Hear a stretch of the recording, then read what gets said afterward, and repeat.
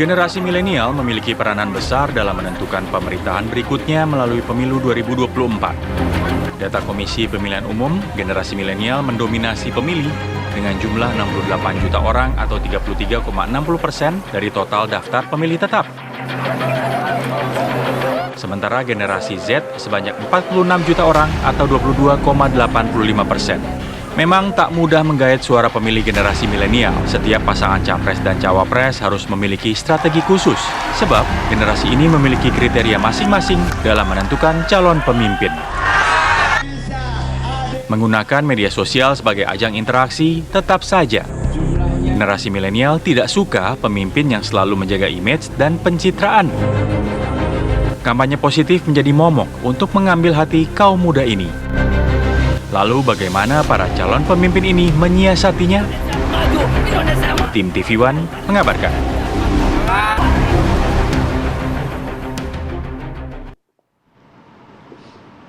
Nah itu dia, ternyata suara-suara kita yang paling dibutuhkan di Pilpres 2024. Kita atau saya ya? Alhamdulillah masih milenial dan Gen Z.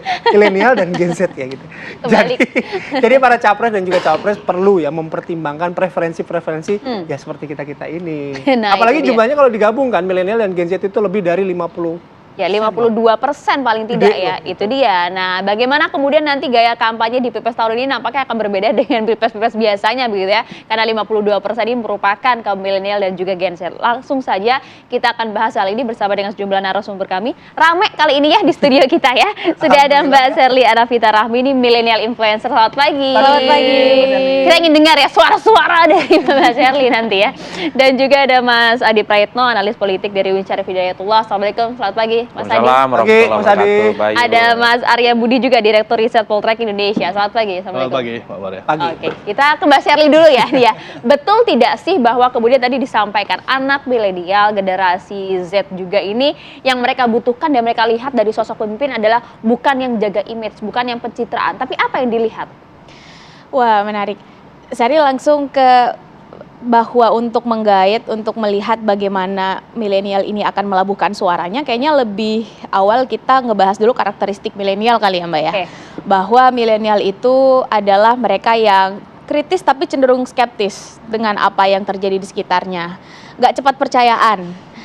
Anak muda itu cenderung nggak suka dengan status quo, kemapanan. KKN salah satunya menjadi salah satu isu yang cukup bisa menyatukan suara milenial. Anak muda cenderung overthinking dengan masa depannya, dengan segala ketidakpastian. Kenapa Mas Bayu? Nggak usah sok merasa milenial, Mbak. Tolong. Anak muda itu seneng yang blak-blakan, nggak suka yang basa-basi, yang formalitas, dan cenderungnya itu masih fleksibel. Jadi sekalinya dari A pindah ke B, nanti dari C pindah lagi ke D. Mungkin ya. Nah, ini sedikit berbeda dengan pemilih-pemilih senior yang cenderung kalau sudah suka dengan satu tokoh, satu figur, ada kesetiaan, ada fanatik yang dijaga di situ. Loyalnya tinggi. Dan ini agak berbeda dengan lebih dari 50% pemilih sekarang. Dan terakhir, anak muda itu senang dengan harapan yang dilibatkan. Jadi bukan hanya harapan-harapan sekedar kosong, tapi engagementnya tinggi. Bagaimana mereka dilibatkan, bagaimana program-program misalnya atau kegiatan-kegiatan itu cukup melibatkan mereka dan berdampak mereka, gitu. Sekalipun itu kecil, tapi mereka tahu mereka ambil bagian itu menjadi sesuatu yang berarti. Nah, ngelihat semua itu, jadi sepertinya akan menarik untuk melihat 2024 kemana suara milenial ini akan berlabuh, tergantung pada strategi yang dipakai oleh ketiga capres-cawapres ini dalam meyakinkan suara-suara milenial. Tapi kan ada satu karakter tadi ya, meskipun kritis tapi cenderung ada skeptisnya. Skeptis. Kalau misalnya Mbak Sherly sendiri melihat politik Indonesia gimana nih? Pasti kan ikut perjalanannya kan? Udah milih dari 2014, 2019, 2024 gitu. Tapi kalau misalnya melihat sekarang gitu, tetap harapan itu harus dijaga karena toh yang bicara muda itu setidaknya bagi Sherly sampai saat ini Mas, Sherly yakin ada banyak anak muda yang boleh jadi sefrekuensi. Muda itu bukan tentang usia kok. Muda itu adalah lebih ke bagaimana jiwanya. Alhamdulillah baik. Sekalipun di undang-undang itu tertulis gitu ya, yang masuk kategori muda itu sampai usia berapa, tapi sebetulnya ngelihat konteks muda ini adalah bagaimana sikapnya. Kalau konteksnya pemimpin, bagaimana kebijakannya? Bagaimana pelibatan anak mudanya? Apakah hanya sekedar menjadi pion-pion di depan saja, hanya dikejar ketika dibutuhkan, atau benar-benar dilibatkan? Setidaknya aspirasinya didengar, karena ternyata anak muda mungkin suaranya nggak begitu masuk begitu saat membuat program. Tapi ternyata bahwa mereka didengar saja itu sudah senang, itu sudah berarti begitu. Artinya kembali ke pertanyaan, kalau ditanya bagaimana melihat politik sekarang, harapan itu tentu masih disimpan, tentu masih ada, karena toh kita moving forward itu dengan harapan, dengan hope. Tapi melihat isu-isu dan hal yang saat ini terjadi, berkembang, dipertontonkan ke kita semua, khususnya kami anak muda, kok kita mulai sedikit ketar-ketir ya dengan siapa dan apa yang akan terjadi ke depan.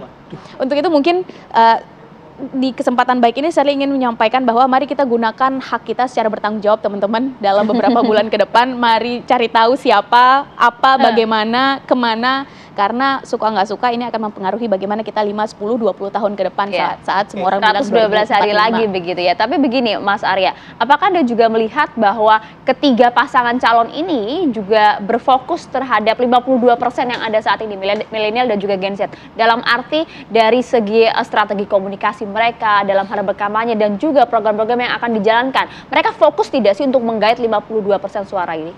Saya pikir mereka akan secara eksplisit akan menyatakan mendukung anak muda ya, dan apalagi ada capres yang akhirnya bergandengan tangan dengan anak muda ya, terlepas dari misalnya dia anak presiden.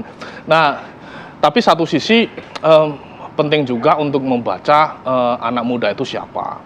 Ya, karena jika di survei, di poll tracking, ya kita menggunakan misalnya determinasi usia sampai usia 40 tahun, orang kemudian menyebut karena usia itu di mana usia produktif ya. Kemudian satu sisi orang lagi mencari pekerjaan yang pasca kampus.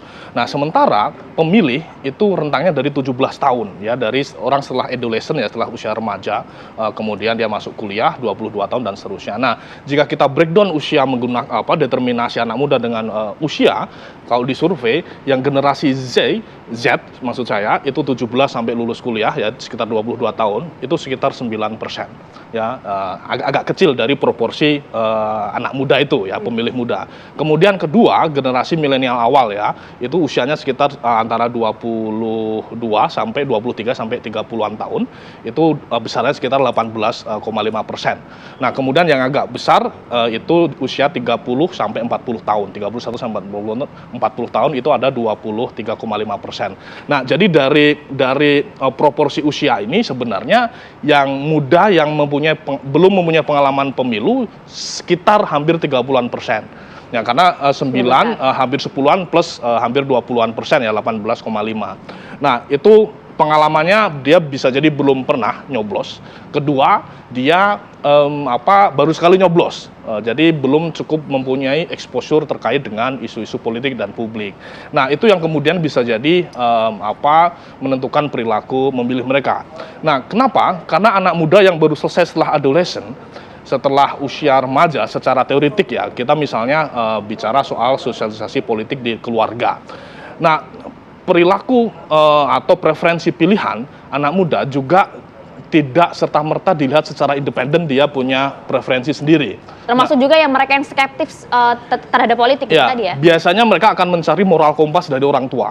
Nah, di dalam politik itu ada yang disebut dengan parental transmission. Itu dalam teori partai ID itu sangat kuat dan diuji di berbagai konteks ya negara. Kenapa orang kemudian terus-menerus memilih Partai Demokrat dan Republik misalnya di Amerika, atau di sini kenapa orang anak-anak ini dan kemudian tumbuh dewasa tetap memilih PDB dan PKS misalnya di beberapa basis wilayah di Indonesia. Nah, salah satu penjelasannya adalah adanya sosialisasi politik yang disebut dengan parental transmission. Jadi meskipun anak muda, kelompok pemilih muda terekspos oleh network digital environment ya, lingkungan digital yang dia terkoneksi, dia mendapatkan exposure dari reels, feeds, macam-macam itu. Nah, satu sisi mereka akan mencari kebenaran dari orang tuanya, mana yang kemudian akan dipilih. Nah, itu salah satu penjelasan misalnya ada capres yang sepertinya sebenarnya tidak terlalu tua tapi dipilih oleh anak muda. Nah, bisa jadi itu dijelaskan melalui argumen parental transmission. Meskipun, tapi itu sebagian kecil kan? Nah, proporsinya kita belum tahu. Kita belum tahu. Kalau di survei boleh nyebut capres nggak sih? Nah, itu agak imbang di usia produktif matang ya, 31 sampai 40 tahun. Tapi di bawahnya itu udah ada gap di antara tiga capres yang ada misalnya. Nah, itu bisa dijelaskan dengan itu. Satu sisi memang mereka dapat exposure dari media ya, selain soal parental transmission. Oke, ada tadi ya soal moral kompasnya ada di lingkungan terdekat. Saya harus jeda, tapi saya nanti ke Mas Adi begini, mengcapture gini, setiap capres, cawapres pasti punya concern tertentu pada anak muda. Permasalahannya, keputusan mengusung capres, cawapres dilakukan oleh para politisi yang sudah senior. Nah, kita bahas lebih lanjut ya sesaat lagi di Apa Kabar Indonesia Pagi.